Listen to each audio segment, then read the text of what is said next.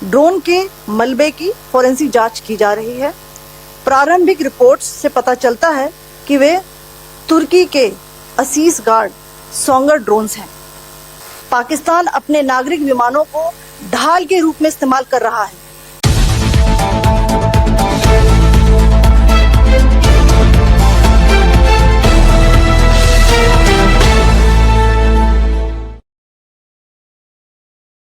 आप सबका स्वागत है और मैं सबसे पहले अनुरोध करूंगा कर्नल सोफिया कुरैशी से कि वो आपको आज तड़के सवेरे से हुई घटनाओं से अवगत कराएं। Colonel Qureshi. Thank you sir. नमस्कार। 8 से 9 मई 2025 की मध्य रात्रि को पाकिस्तानी सेना ने सैन्य बुनियादी ढांचे को निशाना बनाने के इरादे से पूरी पश्चिमी सेना पर भारतीय वायु क्षेत्र का कई बार उल्लंघन किया। यही नहीं बल्कि पाकिस्तानी सेना ने नियंत्रण रेखा पर भारी कैलिबर वाले हथियारों से गोलीबारी भी की। अंतर्राष्ट्रीय सीमा और नियंत्रण रेखा पर लेह से लेकर सर क्रीक तक 36 स्थानों पर 300 से 400 लगभग ड्रोनों का इस्तेमाल घुसपैठ का प्रयास करने के लिए किया गया। भारतीय सशस्त्र बलों ने काइनेटिक्स व नॉन काइनेटिक साधनों का उपयोग करके इनमें से कई ड्रोन्स को मार गिराया। इतने बड़े पैमाने पर हवाई घुसपैठों का संभावित उद्देश्य वायु रक्षा प्रणालियों का परीक्षण करना और खुफिया जानकारी इकट्ठा करना था। ड्रोन के मलबे की फोरेंसिक जांच की जा रही है। प्रारंभिक रिपोर्ट्स से पता चलता है कि वे तुर्की के असीस गार्ड सोंगर ड्रोन्स हैं। इसके उपरांत रात में पाकिस्तान के एक सशस्त्र यूएवी ने भटिंडा सैन्य स्टेशन को निशाना बनाने की कोशिश भी की, जिसे पकड़ा गया और उसे निष्क्रिय कर दिया गया। पाकिस्तानी हमले के जवाब में पाकिस्तान में 4 हवाई रक्षा स्थलों पर सशस्त्र ड्रोन्स लॉन्च किए गए। इनमें से एक ड्रोन एडी रडार को नष्ट करने में सक्षम रहा। पाकिस्तान ने जम्मू कश्मीर के तंगधार, उरी, पुंछ, मेंढर, राजौरी, अखनूर और उधमपुर में भारी कैलिबर आर्टिलरी गन और सशस्त्र ड्रोन्स का उपयोग करके नियंत्रण रेखा के पार गोलीबारी भी की, जिसके परिणाम स्वरूप भारतीय सेना के कुछ जवान हताहत हुए और घायल हुए। भारतीय जवाबी कार्रवाई में पाकिस्तानी सेना को भी बड़ा नुकसान पहुंचाया गया। इसके अलावा पाकिस्तान का गैर जिम्मेदाराना व्यवहार फिर से सामने आया।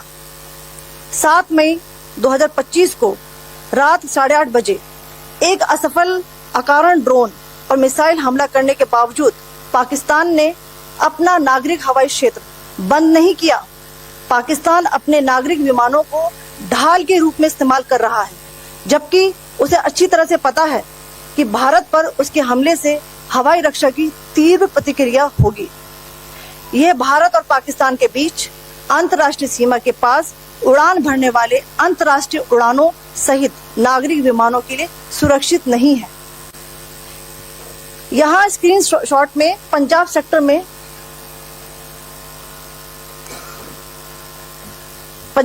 में हाई एयर डिफेंस अलर्ट स्थिति के दौरान एप्लीकेशन फ्लाइट रडार 24 का डेटा दिखाया गया है।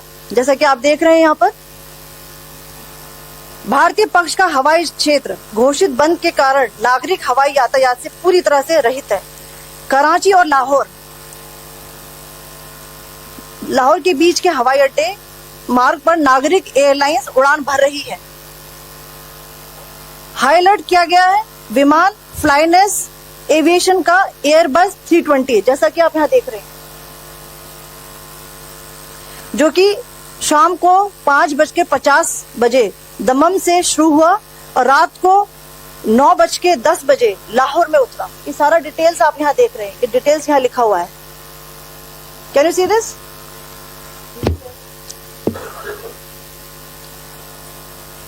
भारतीय वायुसेना ने अपनी प्रतिक्रिया में काफी संयम दिखाया और इस प्रकार अंतरराष्ट्रीय नागरिक विमान सेवा की सुरक्षा सुनिश्चित की। धन्यवाद। जय Hind. So, good afternoon to you all. On the intervening night of 8th 9th May 2025, Pakistan military carry out multiple violations of Indian airspace along the entire western border with an intent to target military infrastructure. Pakistan military also resorted to firing of heavy caliber weapons along the line of control. Along the international border and line of control, drone intrusions were attempted from Leh to Sir Creek at 36 locations with approximately 300 to 400 drones. Indian Armed Forces brought down a number of these drones using kinetic and non-kinetic means. The possible purpose of these large-scale aerial intrusions were to test the AD systems and gather intelligence. Forensic examination of the drone debris is being undertaken. Preliminary reports suggest them to be of Aziz Guard Songa drone of Turkey. Later in the night, an armed UAV of Pakistan attempted to target Bhatinda military station, which was detected and neutralized. In response to the Pakistani attack, armed drones were launched at 4 air defense sites in Pakistan. One of the drones was able to destroy an AD radar. Pakistan also carried out artillery shelling across the line of control using heavy caliber artillery guns and armed drones at Tangdhar, Uri, Poonch, Mendhar, Rajouri, Akhnur and Udhampur in Jammu and Kashmir area, which resulted in some losses and injuries to Indian Army personnel. Pakistan Army also suffered major losses in Indian retaliatory fire. Additionally, Pakistan's irresponsible behavior again came to fore. Pakistan did not close its civil airspace despite it launching a failed unprovoked drone and missile attack on 7th May at 8:30 hours in the evening. Pakistan is using civil airliners as a shield, knowing fully well that its attack on India would elicit a swift air defense response. This is not safe for the unsuspecting civil airliners, including the international flights which were flying near IB between India and Pakistan. The screenshot we just showed and we shall share with you, it shows the data of the application Flight Radar 24 during a high air defense alert situation in the Punjab sector. As you have seen, the airspace on the Indian side is absolutely devoid of civil air traffic due to our declared closure. However, there are civil airlines flying the air route between Karachi and Lahore. Amongst the other civil aircraft that you can see, we have highlighted an aircraft which is Airbus 320 of Flynas Aviation, which was originated from Dammam at 1750 hours and landed later at Lahore at 2110 hours in the night. Indian Air Force demonstrated considerable restraint in its response, thus ensuring safety of international civil carrier.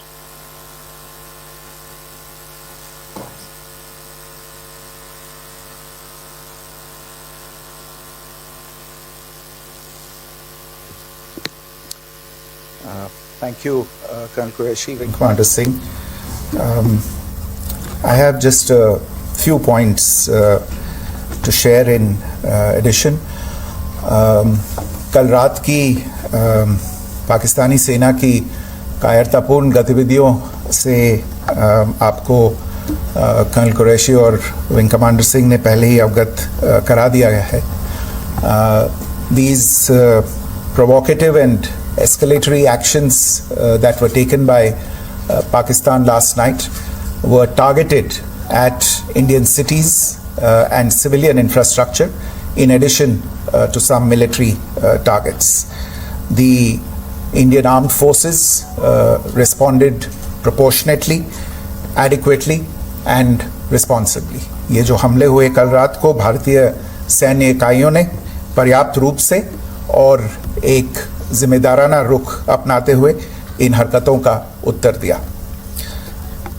What I want to underline is that the official and blatantly farcical denial of these attacks that Pakistan carried out by the Pakistani state machinery is yet another example of their duplicity and the new depths that they are plumbing in their quest for disinformation.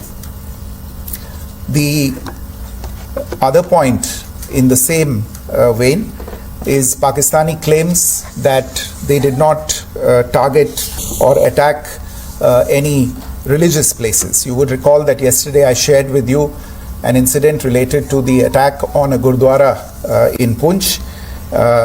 Instead of owning up to these attacks, Pakistan made the preposterous and outrageous claim that it was the Indian Armed Forces and the Indian Air Force that was targeting cities like Amritsar and trying to put the blame on Pakistan.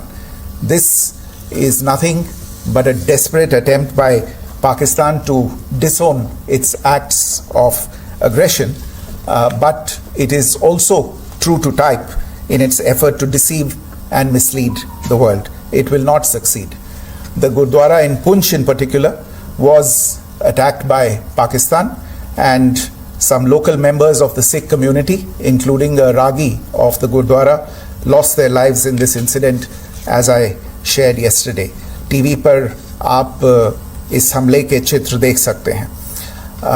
In addition, that we would attack our own cities is the kind of deranged fantasy that only the Pakistani state can come up with. Perhaps they do it because they are well versed in such action, as their history would show.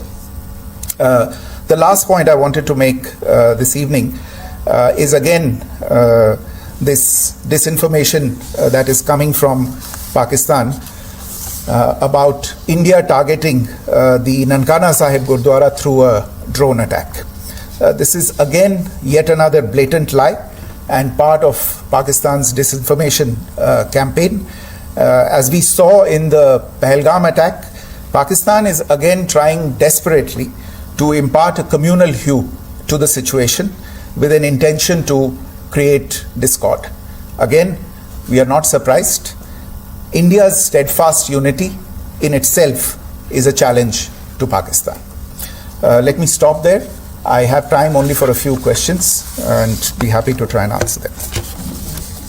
First, I call Siddharth. Siddharth, please. Hi, sir. I'm Siddharth from Beyond. So this is Siddharth, behind, please. The other Siddharth. yes. Hi, sir. I'm Siddharth from CNN News 18. Sir, I only want to know from you the status of Kartarpur corridor. Is it open or not? If you can. I think you're all aware of the situation along the entire India-Pakistan border and the areas around the line of control. In view of the existing security scenario, the services of the Kartarpur Sahib corridor have been suspended till further directions. We'll update you as and when there is a change in the situation. We have a question here, Rishabh. So, good evening, Rishabh from Times Now. So, you spoke about religious places being hit in Jammu. There's another religious place which is Carmelite Nun church that has been hit. What do you have to say about it? If you can explain that to us. Yeah, actually, we do have some information about this extremely regrettable and condemnable incident. During heavy shelling across the line of control in the early morning of 7th May, a shell fired from Pakistan landed just behind the Christ School run by the Carmelites of Mary Immaculate congregation in Puj. Tragically, the shell fired from Pakistan hit the home of 2 students of the Christ School. Both students unfortunately lost their lives and their parents were severely injured. Another Pakistani shell struck a Christian convent of nuns belonging to the congregation of the Mother of Carmel, damaging water tanks and destroying solar panel infrastructure. Several priests, nuns, school staff and local residents took refuge in an underground hall beneath the Christ School during the shelling by Pakistan. The school happened to be closed at the time, fortunately. Otherwise, more losses would have occurred. Again, we have seen the Pakistani side targeting and shelling places of worship with a particular design. This includes gurdwaras, these convents and temples. This is a new low even for Pakistan.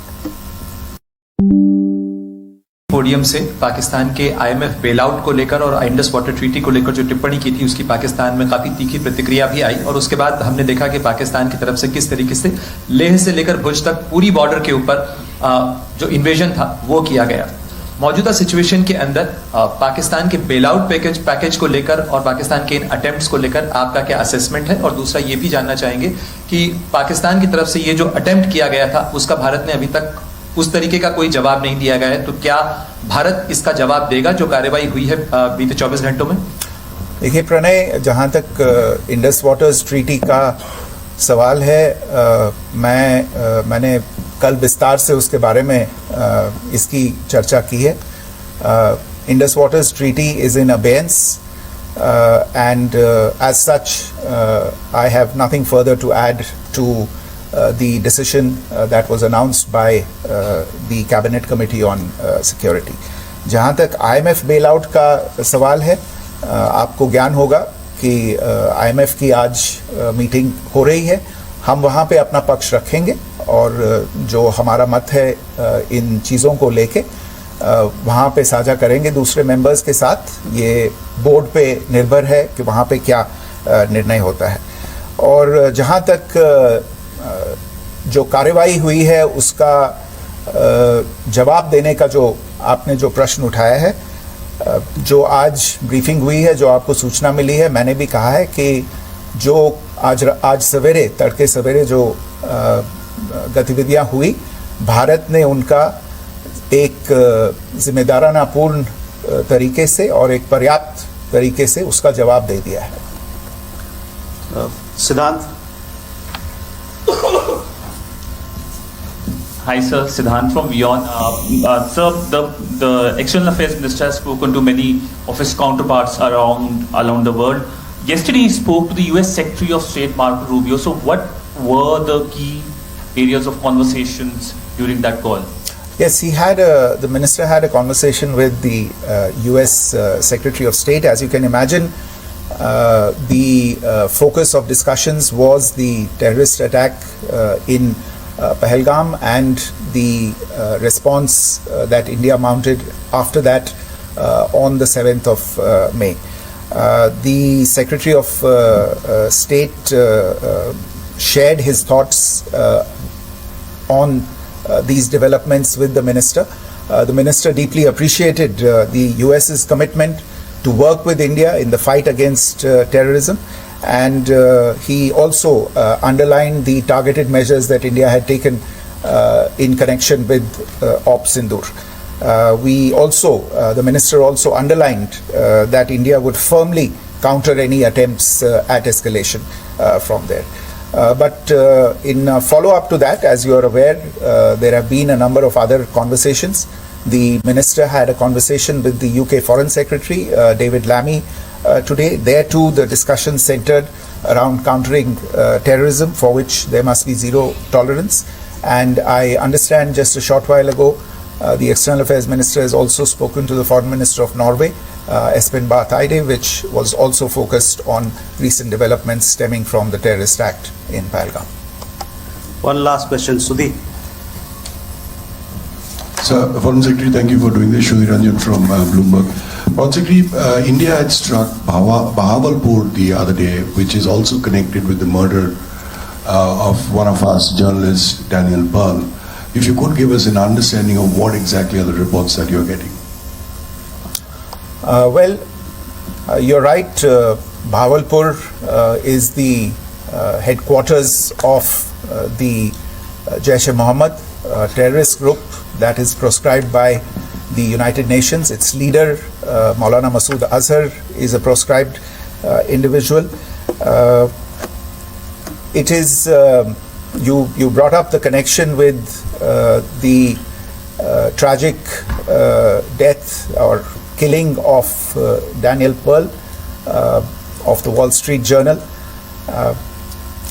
The Jaish-e-Mohammed was in some way directly or indirectly responsible for the death of Daniel Pearl.